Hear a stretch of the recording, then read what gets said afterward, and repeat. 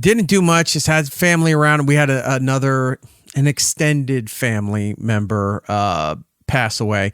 I want to tell you something real quick about dealing with that leading into 4th of July. I made an offhanded comment to kind of lighten the mood, and it was not received well. Man, this party's dead. Because older people, I don't think, understand when you're doing a misdirection to add some levity to the situation. So they were talking about funeral plans, and like you have the private funeral for the family, and then you leave to go to the church to have a mass, and then you leave from the mass to go to the cemetery for the burial, right? Right. Well, this is the day before we had the viewing, if you will, for several hours. Then there was a dinner back at somebody's house, and they were talking about the plans for the next day. And I have a problem with the older generations still insisting on having open casket viewing. They do seem to like rest on, I think, certain expectations. It's of very how old things world used to thinking. be. Yeah. But they have to have that there. I can't stand those. It drives me nuts. I don't want to see it, but they all do it. And hopefully that is something that will pass away with that generation, a tradition that will not continue going forward. Because having an open casket, anything is terrible. I know it's like, you'll remember them better in your mind through a photo you have or just the last memory you have than seeing the wax clay sculpture of your loved one laying there. It's just off-putting.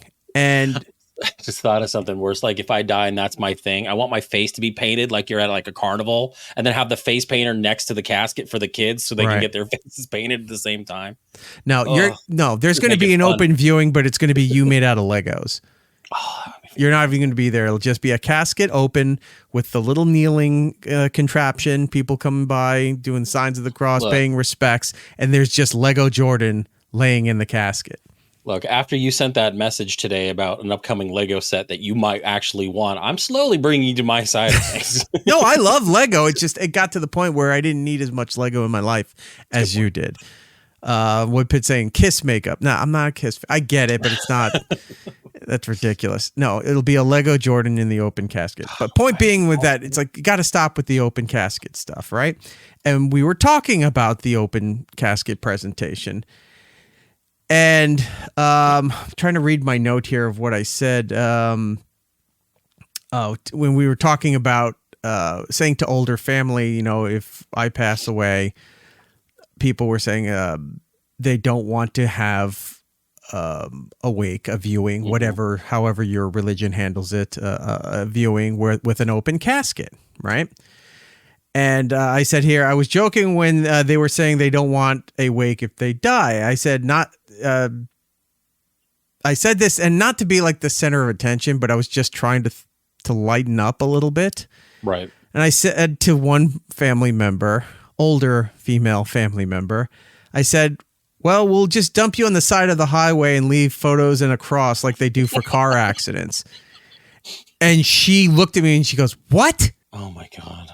And I see other people going like this, like they were near the other table. They knew what I was talking about, but that's for like drunk driving accidents, right? It's like, my kid died on this road. We're going to have a memorial. Right. So I'm just like, we'll just dump you on the side of the highway. Some flowers, a teddy bear, a cross, a photo of you, and be done with it. They didn't understand that. And then I said, well, then if that doesn't work, I said, we could also prop you up like an animatronic at Chuck E. Cheese.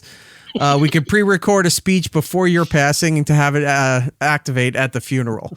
And you would have thought I said, fuck your religion or something along those lines. Right.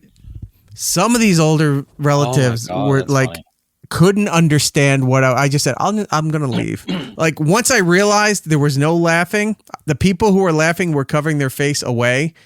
The people who were offended and looking at me, I just dead silent. I go, I'm just going to leave. And I walked out of the kitchen and went into the living room. Strung up on strings like when Freddie got fingered and just someone go, boo, doo, doo, doo. Not even a puppet. I'm talking classy. I'm talking like Hall of Presidents animatronics.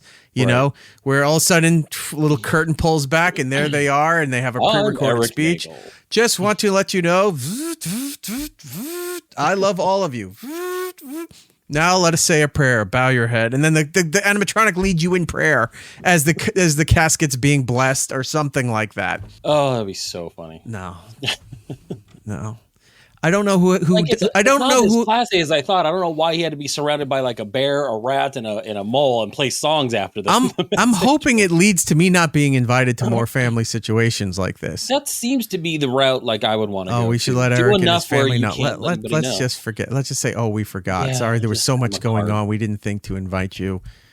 Now, some people don't want to be invited to a wedding. Oh, I don't want to be invited to anything. Yeah, but there are people who just sit there and it's like, the best thing you could ever do for me is not invite me to your wedding. And they mean it. Like, as they say, especially a destination wedding. I will give you a better gift if you just don't invite me to the wedding like that. I want that for a funeral. It's like, just please do not make me a pallbearer. Do not make me a speaker. Don't make me say a prayer. Any of those things, I'll send my condolences and make a donation in their name and be done with it, especially if it's open casket. Just you got to do is what you do is write in as many ridiculous requests for yours as possible. Where it'd be like, yeah, everybody who's a pallbearer has to dress as pallbearer, and then just do all these things. You hear the Undertaker dong coming through, lights turn purple.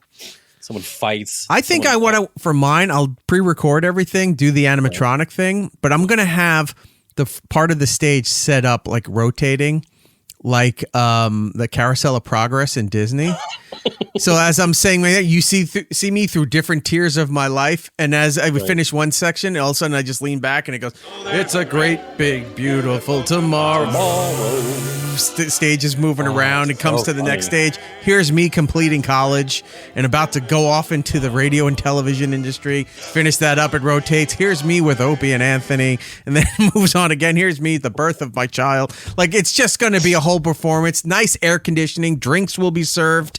Everyone's going to be wondering why there's many scenes of you holding a sparkler on the 4th of July with a sad face. There's like, no, he just kept getting let go of his jobs around that time. And my luck, at one point it'll stop and the lights will come up and then there'll be an announcement over the loudspeaker that the ride broke down and we're asking you if you can please just remain seated. Yeah.